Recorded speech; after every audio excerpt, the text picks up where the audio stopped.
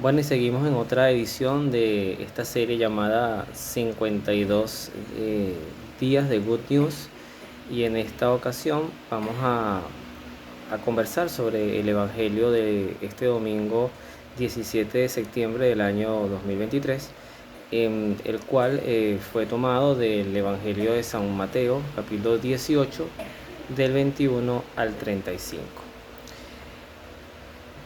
El que escuche la serie por primera vez, ya es el episodio 4, yo no me centro mucho en repetir literalmente el texto, porque este ejercicio que estoy planteando es el post-misa. Es decir, nosotros debemos como cristianos católicos ir a misa, escuchar la proclamación de la palabra del sacerdote, inclusive su homilía, y en cierta forma luego traernos eso a nuestras vidas, a nuestras casas, pero especialmente a nuestra propia vida, a nuestra interioridad, y a emanar allí reflexiones, sobre todo porque si lo que vamos es a misa, sentarnos para hacer un check-in, ya si fui, no fui, si fui, eh, Dios es más inteligente que eso. O sea, Dios va más allá, él conoce lo que es realmente en nuestros corazones y en nuestros intereses. Entonces, por eso esto está centrado en comentar lo que se escuchó en la palabra y luego también derivar con la ayuda del Espíritu Santo algunas reflexiones. El fundamento de este domingo estaba centrado principalmente en el perdón. De hecho, desde la primera lectura, que está tomada del libro del Eclesiástico, o también llamado Siráside, ahí habla de lo que el Señor considera como abominable. Esa palabra aparece también en el Levítico para otras cosas. Invito a leer el capítulo 18, pero allí aparece una palabra. La palabra abominable es algo que Dios realmente detesta, o sea, algo que no es de su agrado. Vamos, para no usar la palabra detestar, es algo que no es de su agrado. Eh, San Pablo nos dirá, por ejemplo, en una de sus epístolas, que la voluntad de Dios expresa tres características, que es lo que le agrada, lo que es bueno y lo que es perfecto. Entonces lo abominable no estaría dentro de lo agradable para Dios. Y en eso abominable habla del rencor y la cólera. A partir de allí, fíjense cómo la palabra de Dios se complementa perfectamente, porque luego hace alusión a algo que recitamos cada vez que decimos el Padre Nuestro. El Padre Nuestro tiene 7 peticiones y una está justamente enmarcada dentro del contexto de el pedir perdón. Entonces dice el libro de Siráside o Eclesiástico, eh, perdona la ofensa de tu prójimo, y así cuando pidas perdón se te perdonarán tus pecados. Es lo mismo que decimos en el Padre Nuestro. Por eso es que Jesús no contradijo nunca la palabra de Dios, lo que estaba en la Torá. Jesucristo decía, yo no vine a quitar la ley, sino a darle plenitud. Ya cuando nos vamos propiamente al Evangelio, esto nace de una pregunta de Pedro: ¿cuántas veces debo perdonar a mi prójimo? Y habla del número 7, le dice hasta 7 veces. El Papa Francisco explicaba hoy en su homilía, en un extracto que escuché, que el 7 en la Biblia representa la plenitud. Entonces Pedro hace una pregunta con una respuesta generosa. O sea, perdono 7 veces como puedo perdonar hasta donde humanamente me sea posible, hasta donde mi limitación humana, mi capacidad me lo permita. Y Jesucristo, que siempre abunda y nos supera en todo, especialmente en la sabiduría, él le dice a Pedro, no digas hasta 7 veces, sino hasta 70 veces 7. Es decir, en resumen, siempre. ¿Qué es lo que ocurre? Cuando Jesús termina esta explicación, inmediatamente viene una historia maravillosa, que me parece que nuestro Señor no se reserva en lo que es de verdad gracia especial para nosotros comprender su mensaje.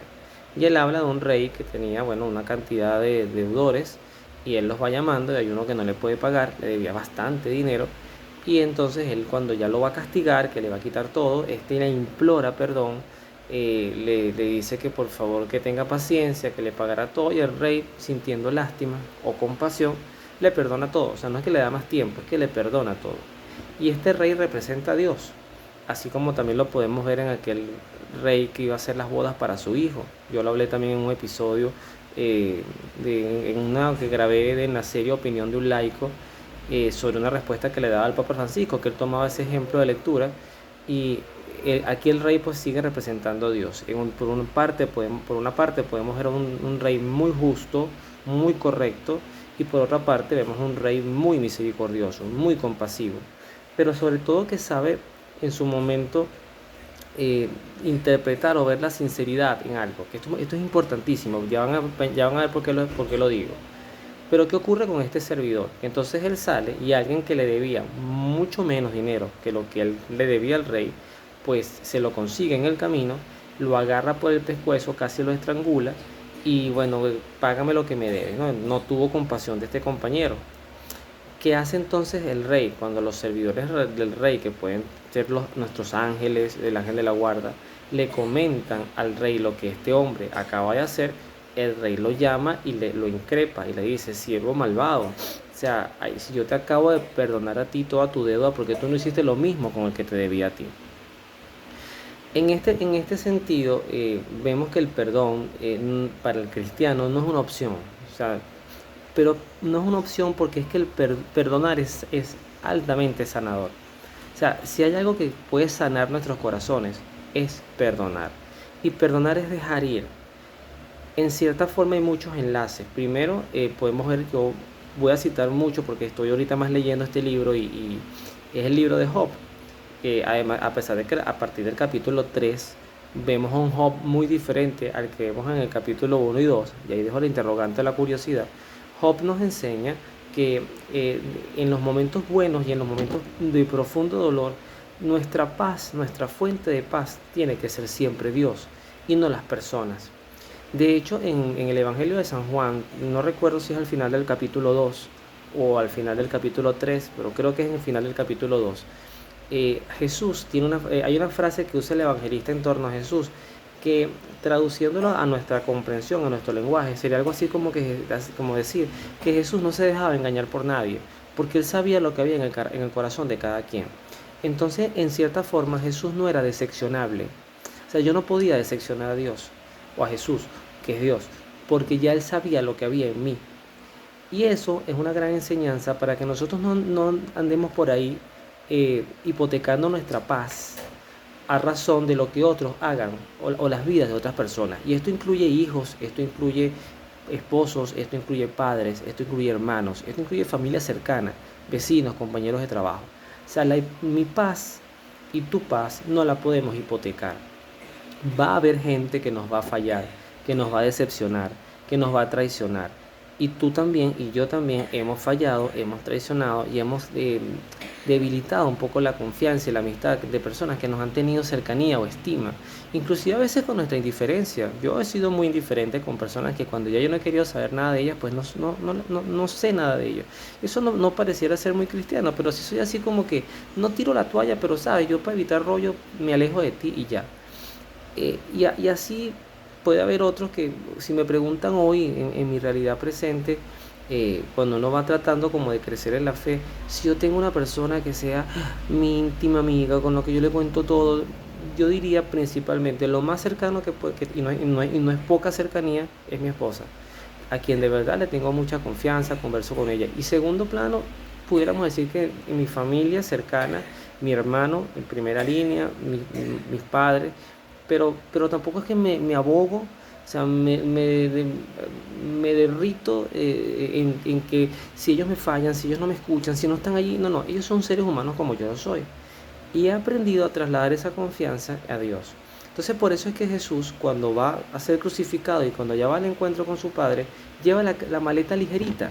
No se lleva rencor con nadie, ni siquiera con sus verdugos. Y la mejor enseñanza es en la cruz, cuando Él es capaz de decir: perdónalos porque no saben lo que hacen. O sea, Él perdona hasta los que lo estaban humillando, maltratando, que lo habían destrozado físicamente. Inclusive a eso los perdona. Y María, que estaba allí viendo desde el dolor, viendo desde el sufrimiento, viendo cómo esa profecía de Simeón se hacía realidad, cuando la espada le estaba atravesando literalmente el corazón, María al parecer no gritaba, no maldecía, y digo al parecer porque no está en la Biblia, yo estoy seguro de que no fue así, pero para que quede el contexto de por qué lo digo, porque ese tipo de reacciones bíblicamente le hubiesen dado mucho más peso al dolor que estaba experimentando María en ese momento, pero esa no fue su reacción, fue ser serena, llorar muchísimo, debe haber sido terrible ver a su hijo morir así, querer morir con él, no lo dudo, querer pedirle dame algo de tu sufrimiento, no lo dudo, porque muchos santos han pedido eso a Jesús, como Santa Rita de Casia. Hay otros que han adquirido los estigmas. San Pablo decía que él llevaba heridas que en cierta forma complementaban el dolor del Señor, o sea, ayudaban a cargar esos sufrimientos que llevó nuestro Señor, como lo hizo Simón el de Cirene, que le ayudó a cargar la cruz. Entonces, en este contexto, el perdón es sanador. Y el perdón tiene que ser una herramienta que esté en nuestras vidas, en el matrimonio principalmente. Hoy se destruyen muchísimos matrimonios porque prela la arrogancia, la soberbia, el orgullo antes que realmente la voluntad de perdonar. Ojo, hay muchos sinvergüenzas, hombres o mujeres, que se aprovechan de la benignidad de sus parejas. Como dice, bueno, no le pare, esa se pone brava ahorita, pero eso después se le pasa y yo voy a seguir ahí con ella, esa no me va a botar de la casa nunca. Y esa sinvergüenzura también hay que aclararla. Perdonar no es que usted se va a seguir aguantando los golpes del marido que le pega, o los cuernos del marido que le es infiel, o la esposa que le es infiel. No se trata de eso. Perdonar es principalmente fijar posición. O sea, expresar esto me está doliendo, esto me está lastimando y yo necesito ver más que palabras, hechos que demuestren que tú realmente estás cambiando de vida. Porque yo no soy tu Dios, pero tienes un Dios arriba que sí va a pedir cuenta por lo que tú estás haciendo y tu salvación me preocupa como me preocupa la mía. Y puede haber espacios donde tú pides un tiempo para que la persona reacomode su vida, se organice y tú respetes tu cuerpo y respetes la paz de tu hogar. Si en tu casa hay una persona que está entregada al alcohol, a las drogas, a la pornografía, a la infidelidad, al robo, obviamente uno tiene que poner topes allí. O sea, uno no puede, sobre todo por proteger a los propios hijos, a quienes cohabitan contigo o a ti mismo, tú tienes que poner topes. Entonces, perdonar no es calarte todo las bofetadas y los insultos y humillaciones, porque Dios también nos invita a amar como nos amamos a nosotros mismos. Y eso no es un sufrimiento que edifique, eso es un sufrimiento que te destruye a ti y destruye condenatoriamente a la persona que te agrede. Hay sacrificios de sacrificios. Al cuidar a un enfermo, eso es un sacrificio positivo. El enfermo necesita atención y tú sacrificas sueño, descanso, tiempo, dinero por cuidarlo. Eso es distinto. Pero el sufrimiento que emana de más sufrimiento, no. Entonces, y creo que es importante que entendamos que dentro de todo ese contexto, perdonar es recordar sin la herida, recordar sin el dolor. Perdonar es saber que algo pasó, pero que eso no se robó mi paz. Vuelvo a la idea inicial. Mi paz sigue intacta, porque al final, quien es mi paz, quien es mi fortaleza, quien es mi soporte, mi fuerza, es Dios, que nunca te va a decepcionar, que nunca te va a fallar y que nos conoce y que siempre nos va a perdonar cuando hay un arrepentimiento sincero, honesto y un propósito real de enmienda y de cambiar nuestras vidas. Así que este evangelio nos invita a muchas cosas bonitas. Ánimo a reflexionar y a tener una buena semana en el Señor para que esta buena noticia, este good news que estamos recibiendo, se haga evangelio vivo en nuestros corazones. Que Dios los bendiga. Nos vemos en la oración.